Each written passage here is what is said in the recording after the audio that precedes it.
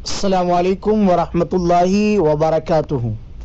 محترم ناظرین، محترم سامعین، آپ دیکھ رہے ہیں اسلامک معاشرہ یوٹیوب چینل۔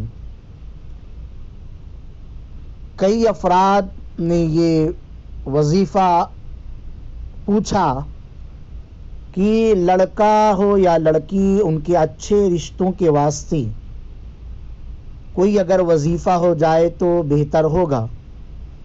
اگر کسی شخص کے بیٹے یا بیٹی کی شادی نہ ہوتی ہو اور وہ چاہے کہ اچھی جگہ اور جلدی شادی ہو جائے، تو وہ خود یا جس کی شادی ہونے والی ہو وہ 3313 مرتبہ 7 دن یا 11 دن اس آیت کریمہ کو پڑھے۔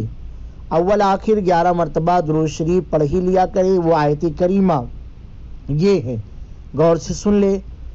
سبحان الذی خلق الازواج کلها مما تنبت الارض ومن انفسهم ومما لا يعلمون۔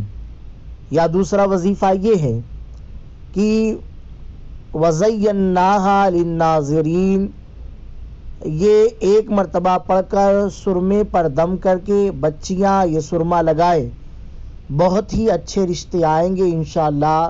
ناجائز کاموں کے لیے اسے استعمال نہ کریں۔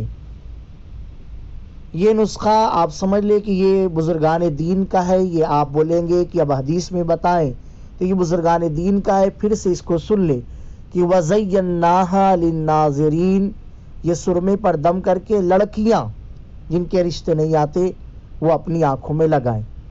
اور بھی ایک رشتہ یہ بتایا، اور بھی ایک وظیفہ اچھے رشتوں کے لیے کہ جلد اچھے رشتے اور شادی کے لیے عمل نہایتی تجربہ والا ہے کہ بعد نماز عشاء اول و آخر 11 مرتبہ درود شریف اور درمیان میں 121 مرتبہ خلقناکم ازواجا پڑھ کر اللہ تعالیٰ سے دعا کرے کہ اللہ تعالیٰ نیک صالح اور تندرست و بہتر ساتھی عطا کرے۔